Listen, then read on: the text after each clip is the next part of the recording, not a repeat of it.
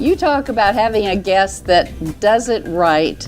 I have with me today my boss, kind of, the man who owns this puppy, Jeff Crilley. Thank you. Who is the CEO of Real News PR. And I can't wait for you, especially entrepreneurs, to listen up, because he is one and he's been extremely successful. And I really want you to listen to how he's done this. He will leave us with some teachable points of view, what he's learned in the hard times, the scars to prove it, and all of that. Jeff, welcome. I'm thrilled to be here. Do you know this is the first, because I've had the studios now for over a year, and this is the first time that I've ever been interviewed in my own studios. Is it really? Yes. Oh, we've got to put that up as a legacy for sure. Well, I thought it would be so fun. And you know, I'm remembering, Jeff, when I first knew you, you were the Emmy award-winning anchor on Fox. And I watched you, I did, as the anchor, and you had a really wonderful career, which I want you to talk about. And then, fast forward to, about 6 years ago or so, I heard you speak, which you'd been doing anyway. And here's what I remember, Jeff. I remember sitting on the front row, which I never do. I told you that. I never sit on the front row. But for some reason that day I did. And you were so engaging, so inspiring, so knowledgeable and funny. I found myself laughing and leaning in. Thank you. So, first of all, this is what started this business. So Jeff, just how did you go from being an anchor to what you're doing now with this book? Well, thank you, and I'm thrilled to be on the show. So I wrote the book in 2002, and forgive the airbrushing. People now say, Jeff, is that your son? Yes, no. It's you. It's you. So I wrote the book in 2002 while still a reporter at Channel 4, and I was moonlighting. My bosses at Channel 4 didn't know how busy I was, but I was doing 300 speeches a year for 6 straight years. I sold 70,000 copies of that book out of the trunk of my car. Just breakfast speech, lunch speech, go to work at Channel 4. Breakfast speech, lunch speech, go to work at Channel 4. So along the way, as I'm signing people's books, they're complaining about their PR firm, or they're saying something like, Jeff, I don't have time to do any of this stuff. Could I just hire you? And I'd say, no, I'm on TV. I can't take your money. I'll just give you free advice. And they'd say, all right, give me free advice. I'd say, what are you trying to promote? They would tell me. I'd say, well, that's easy. There's a writer with the Dallas Morning News. Call her up, give her this, this, and this. That's your pitch, and you'll get in the paper. And then 2 or 3 days later, they're calling me up on a Sunday morning saying, Jeff Crilley, you're a genius. Do you get the Sunday Dallas Morning News?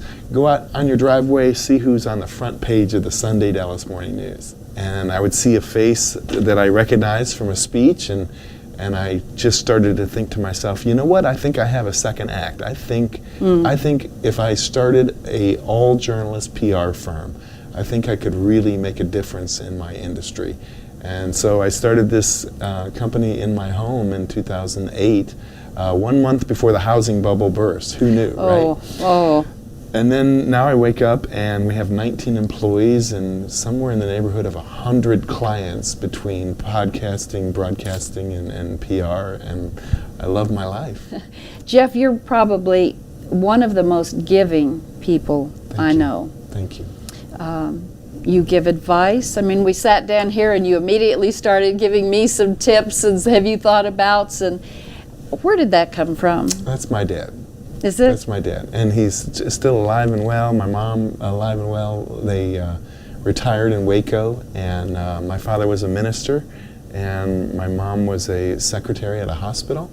And my father is just the kind of person who would start a conversation with the person at the checkout counter, and if he saw something that he could help them with, he would offer his advice. So I think I love my dad so much, and just giving him advice, channeling him and trying to help people is what gets me out of bed in the morning. And you know, when you help other people, it comes back tenfold, doesn't it? Yes, it really does. That's what Zig Ziglar said. He did. You can have anything you want as long as you help other others people get what they want first. So there's another lesson, right? All right, so your company is so different, and you have all the elements. What are the elements now that the expanse of everything that you offer? Well, so what's happened recently, and as an entrepreneur, I'm starting to reimagine my own company. So the broadcast division has grown so rapidly. 1 year ago, we were doing 2 shows. We're now doing something in the neighborhood of 56 shows, including the one that we're on right now. I'm one of 56. And so, and that's organic growth. So what happens is guests of shows will look around and say, well, how does this work? Could I have my own show?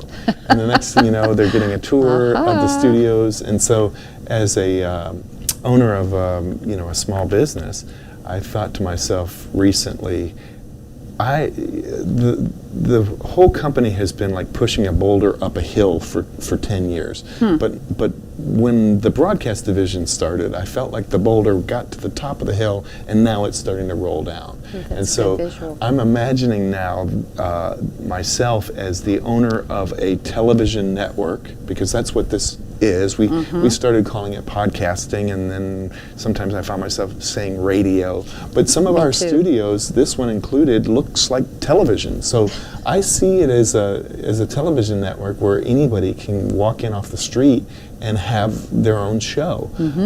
I think wisely we've matched our clients who do shows up with producers who know the business. I like to hire from the media. There's a work ethic, there's a hunger that comes from the media. So of the 19 employees, 15, 16 I believe came from the media, mostly television and radio. But there's kind of a kick in the door mentality that happens when you're from the media. It's a lot of companies are slow. They like to think about stuff. They like to have meetings and write white papers, and I'm like, flip charts. Yeah, let's go. So one of the reasons why your show is so wonderful is not only your talent, but the talent behind the scenes. We've got Derek running the board today, and Derek came from Channel 33. He was an editor and technician over at Channel 33, so he's dealt with pressure before, and so the pressure of broadcast television really prepares you for anything. Anything, for sure. On that note, think about the anchors now.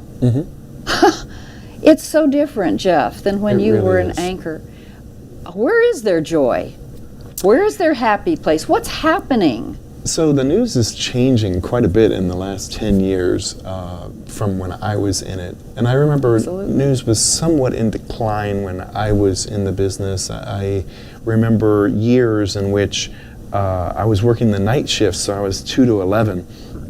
And at the end of the year, we would look for something to submit for an award. And I would ask my night side photographer, do we have anything that we're proud of for this year, anything that we should enter? And the photographer would look at me and say, I can't think of anything.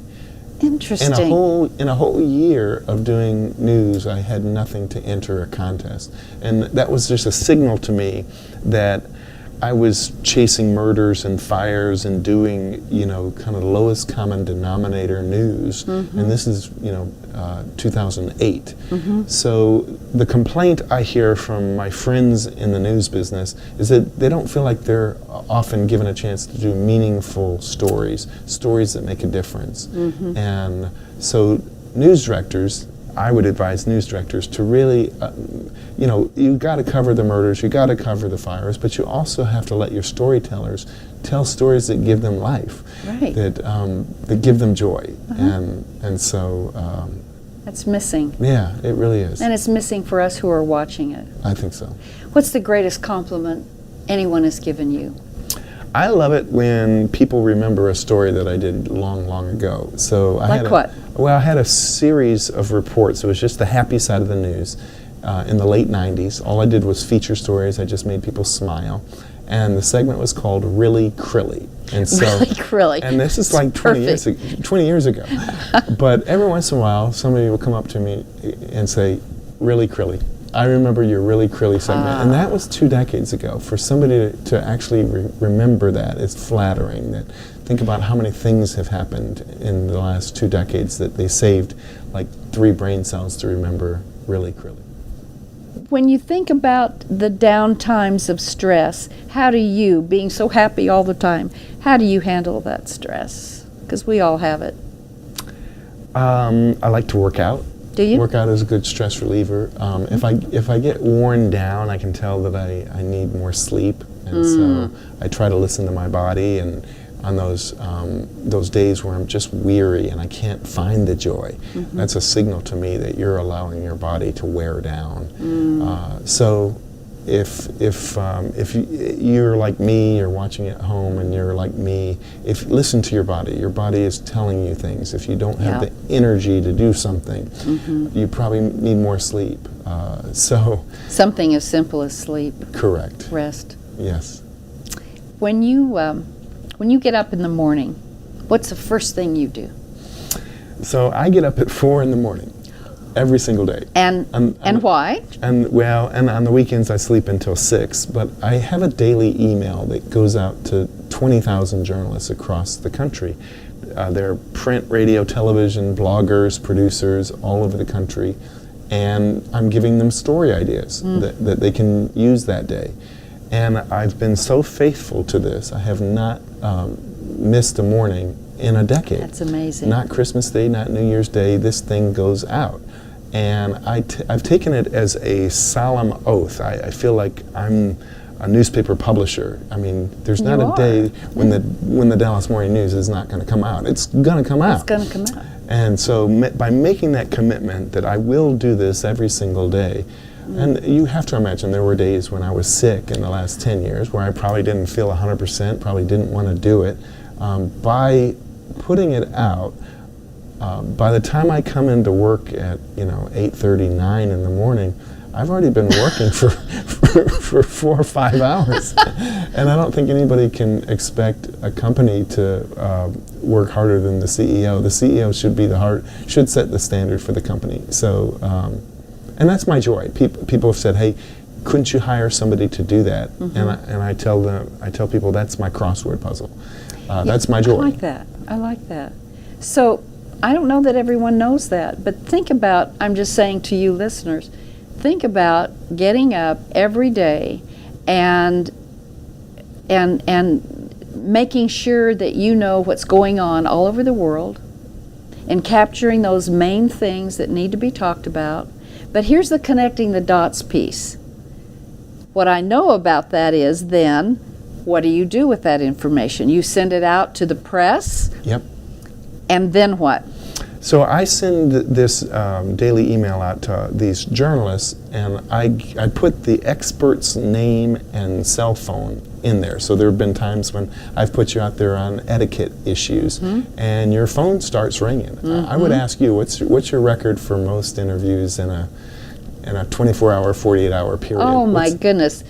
Always during the holidays. You still put me out there. Yep. So all during the holidays, people want to know how to do it right with their gift giving or taking things back or going to social events and having to, all those, yes.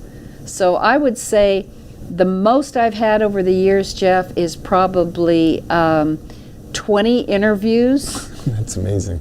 Within like 2 days. Wow. And again, what listeners don't know, is that means that I have to be ready at 6 a.m. Yep. And I am on the phone, sitting at the desk, call after call after call, and it says, Valerie, okay, now we have stations on. Here, this is Valerie, and then boom, there it's on, and then another one, and then another one, you get a little punchy. But you do that so well, and I'm bringing it up because it goes back to your gift. It is a gift to be able to connect the dots. So now what are your goals, let's say, for the next 5 years? Because you've grown. So how long did it take you from 7 to 19? How many years? So it's been 11 years. In May, it'll be 11 years. Congratulations. Thanks. What's your goal for the next 5 years? I'd like to see the company double or triple again.